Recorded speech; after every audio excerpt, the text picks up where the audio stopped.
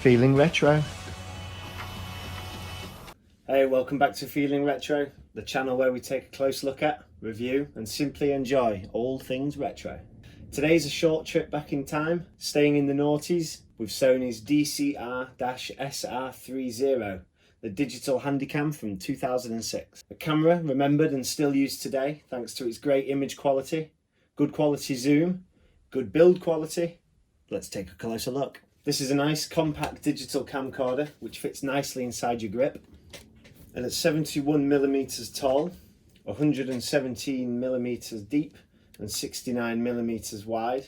This feels like a solid yet well-sized bit of kit. It is significantly smaller than its cassette tape predecessors, which we have also taken a look at here on the channel. And it sits nicely on top of this charging dock here, which was an original accessory that came along with this and other similar Handycams. It sat nicely on top with this port and allowed the camera to charge while sitting on top. Sony brag that the DCR-SR30 has a battery life of 125 minutes whilst continuously recording. I have put this to the test, which is why our battery is running a little bit low today, and it just fell a bit short of that, at around an hour and a half. Not bad considering that this camera and the battery are over 15 years old now, and gives me some confidence that Sony might have been telling the truth with that claim. On the left hand side of the camera we can open the colour touch panel LCD display here, which opens a full 90 degrees and rotates 180 degrees vertically, allowing for great range and even allowing selfies before they were cool. This Handycam has Sony's visual index, allowing you to quickly scroll through scenes and moments that you've captured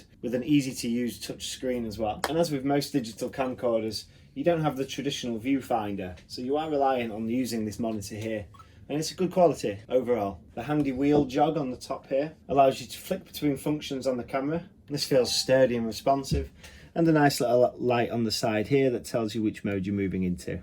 You're into gallery mode, camera mode and playback mode. This camera gets great reviews online for its image quality whilst recording using the 16:9 wide angle high resolution recording. And as you can see here, this camera really benefits from its super steady shot image stabilizing. The DCR-SR30 has a full range automatic focus, which is extremely good at focusing on your subject, even at close range. We've got a few retro games here that I'll zoom in on. As you can see, it struggles to focus in at extremely close range, but it doesn't do a bad job as we zoom in and out using the digital zoom on the LCD display and the manual zoom on the top. It does struggle to focus when we get within about an inch of the game, and once focused in, it does get a bit pixelated, but that's what you're going to get with an 800 times zoom. This Handycam has Sony's Super Night Shot Plus infrared technology with a handy switch just on the top here, allowing you to record in the dark. It does have settings allowing you to adjust the exposure for backlit subjects. You can have off-center, fixed exposure, because as you can see here when we're filming in the dark a couple of our retro items, once you're focused in on an item in the center of the screen, the infrared does kind of blur out the image that you're focusing in on. So quite handy to be able to shift that focus. Depending on where you are and what effects you want in your shots, the SR30 has 7 programs to choose from. You can choose between portrait, beach, sports, lesson, landscape, spotlight and... The camera has a built-in microphone on the front here, helping you to pick up your audio nice and clearly.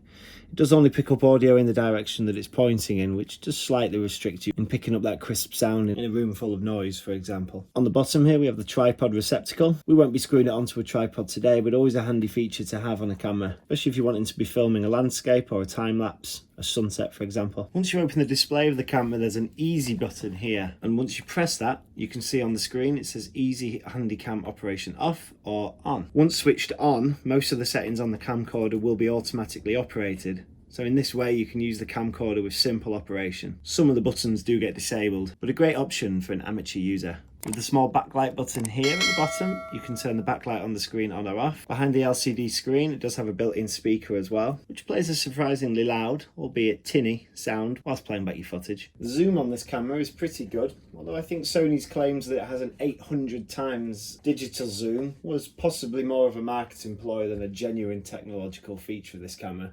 At 800 times, you're pretty much just looking at pixels here.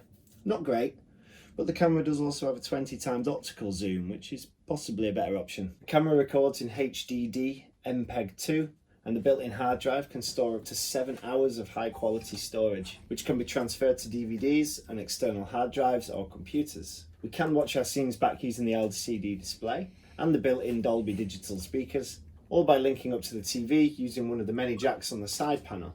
The camera has a small flap, which is much easier to access once you've opened the screen, as I've just found out. And underneath that casing there we have S-video output, audio output, a USB terminal, and video output too. If we're using the Handycam docking station, you can see here it has a DVD burn option. So once the camera's placed on top and using the included micro USB cable, you can really easily link the Handycam up to a PC or a laptop and convert that footage onto a DVD, or simply watch it on the screen of your device. Using a handy SCART lead like this, you can easily link the Handycam up to a CRT TV or any TV with a SCART input on the back. Let's give it a go.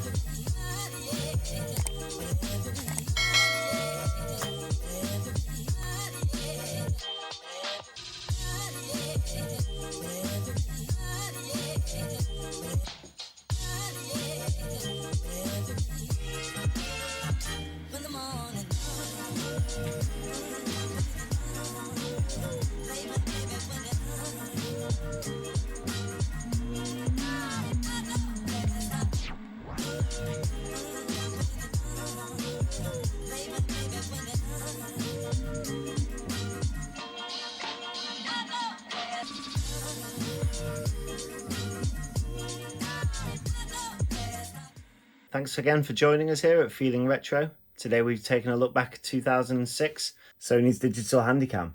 Check out our other videos for all things retro, and if you weren't already, I hope you are now. Feeling Retro.